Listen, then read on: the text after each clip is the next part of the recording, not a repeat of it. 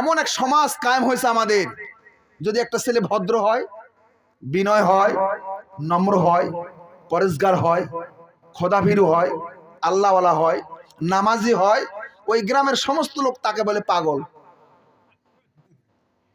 বলছে কত কম বলে, লেলা, বুঝে কম। চালাক কাকে বলে জানেন? গ্রামের সিটার, বাটপার। ভালো করে মিলাবেন, মিলান মিলান কথাগুলো মিলান। গ্রামের সবচেয়ে সিটিং বাস, বাটপারি করে, মিথ্যাচারী করে, সুদের ব্যবসা করে, মানুষের টাকা মারে, ঠকায়, ঠকবাস। সবাই গ্রামের লোক বলে খুব চালাক, সংসার করে উঠালো। কি এটা কি না বাস্তবতা? বাস্তবতাটা কি এটাই কি না বলেন? সংসার করে উঠাইলো, বলছে সুদের ব্যবসা করে অনেক টাকার মালিক, ওই অমুকের জমি ঠেকিয়ে লক্ষ লক্ষ টাকা ইনকাম করে বিরাট বাড়ি করলো। আরে বাড়ি করলো, ওই বাড়ি তো আর বাড়ি না, ওই বাড়ি খালি মল্লি জাহান্নামের আগুন।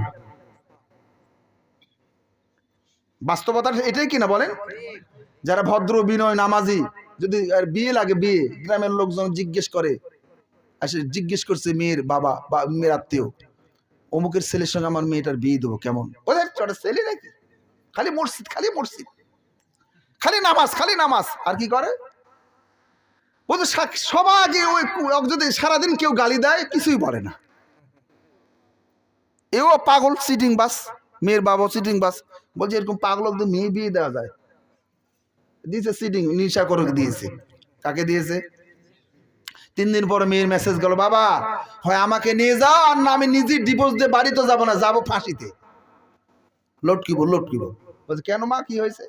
বলছে আপনার জামাই কোনোদিন রাতে ফিরে না, ফিরে কটার সময়? বলছে রাত 4টার পর, ফজরের আগে। কেন? বলছে তো টাকার মালিক, আপনি বলছিলেন অনেক টাকা, অনেক বাড়ি, অনেক গাড়ি, অনেক সম্পদ, সারাদিন কার সঙ্গে কি করে, কোথায় কি অবস্থায় থাকে জানি না, ঘুরতে ঘুরতে তার সারা রাত শেষ, রাত শেষের দিকে আসে, তাও আবার নিশাগ্রস্ত অবস্থায়। এই জায়গায় সংসার করা যাবে না। এটাই তো আমাদের সমাজের অবস্থা, চিত্র, ঠিক কিনা বলে? আর এটাই পাওয়ার জন্য কিছু পাগল বাপ আর পাগল মেয়েও পাগলের মতো ঘুরে বেড়ায়। হুজুরের বেলা খাইতে পারে না। হুজুরেরা খায় না বলেন তো আপনারা? আপনারা বলেন হুজুরেরা কি ভাত খায় না ঘাস খায়? শোনেন, রিজিক খায়, হালাল খায়, হালাল। হালাল খাবেন। কি খাবেন?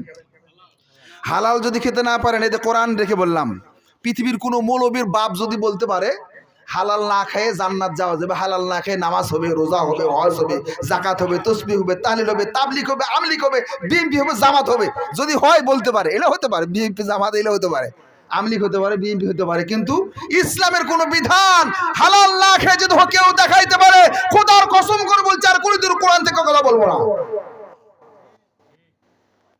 আল্লাহ পাক বলেন, ইয়া আইয়ুহার রাসূল কুলু মিনাত তাইয়্যিবাতি ওয়া আমালু সালিহান ইন্নী বিমা তা'মালুনা আলীম। ইয়া আইয়ুহার রাসূল কুলু মিনাত তাইয়্যিবাত, হাবিব আপনি বলেন দুনিয়ার সমস্ত মানুষকে যদি নামাজটা কবুল করাইতে চায়, ও রোজাটা কবুল করাইতে চায়, শুনতেছেন, হজটা কবুল করাইতে চায়, তার সব নেক আমলগুলো আল্লাহর দরবারে কবুল করাইতে চায়, তাহলে ওই বান্দা যেন হালাল খায়। কি খায়? শুধু হালাল খালি হবে না। দেখেন আল্লাহ কি বললেন, শুধু হালাল হলি হবে না। আল্লাহ পাক বলেন হালাল তাইয়্যিবা, এটা হালাল হতে হবে এবং তাইয়্যিব হতে হবে। শুধু হালাল হলি খাওয়া যাবে। দেখছেন? আর আমরা তো মাশাআল্লাহ হারাম নিয়ে গোড়াগুড়ি, জিদাজিদি, হারামের প্রতিযোগিতা চলছে এখন। কার কত বেশি টাকা এই বছর সুদ দিয়ে ওই পেল 10 লাখ, আমাকে তো 11 লাখ করতে হবে মাসের ভিতর।